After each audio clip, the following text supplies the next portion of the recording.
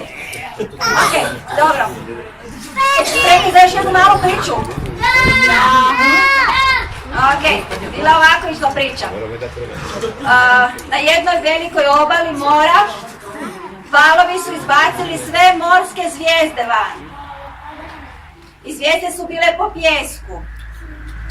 I došlo je sunce, počelo je grijati te zvijezde, a zvijezde ne mogu bez vode i počele su odumirati.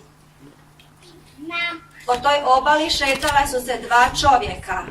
Jedan je išao s jedne strane obale, drugi sa druge strane obale. I ovaj koji je išao ovdje rekao, ajme kako su lijepe ove zvijezde, a tako su prekrasne, a šteta, sve će uginuti. Baš je šteta što će se to dogoditi s njima, koliko ih samo ima.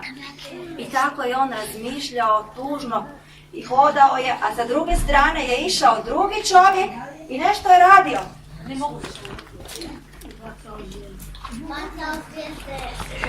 I kada su se sreli, ovaj čovjek ga pitao, a što ti radiš? Kaže on, pa vraćam zvijezde u more. Kaže on, pa zašto to radiš? Pa pogledaj koliko ih je, ne isplati se. A kaže ovaj, za ovo se isplati. Baci u more, jer tako nastavi dalje skupljati zvijezde i bacati ih u more. Ovaj čovjek koji je gunđao, koji je mrmljao i dalje je nastavio gunđati, mrmljati i otišao je svojim putem.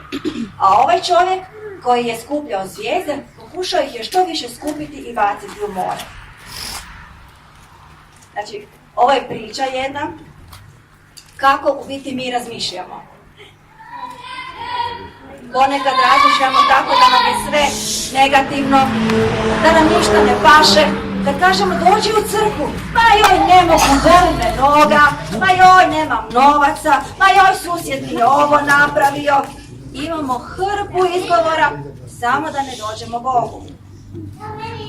A ponekad neko kaže da dođe u crkvu, kako si? Joj, imam puno problema, ali nema veze, došao sam Isusu jer znam da će on moje probleme uzeti za sobom.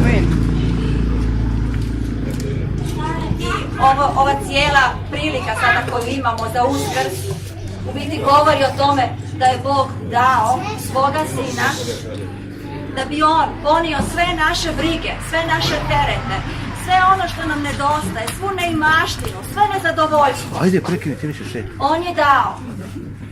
I ono što je rekao, i vi činite tako. I vi činite kao ja.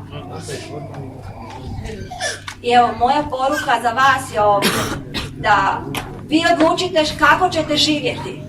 Da li ćete biti kao onaj čovjek koji je gunđao i mrmljao i žalio se, ili ćete biti kao ona osoba koja će ipak reći, isplati se, ja idem. Evo, to je sve od mene za danas. Što se tiče davanja, vi odlučite koliko ćete dati Bogu. Bog je dao sve što je imao, najvrijednije. Koliko ćete vi dati, da li je to 2 sata u petak kad je služba, da li je to svaki dan kroz tjedan u molitvi, pomoći susjedu kako god. O tome odlučujete vi.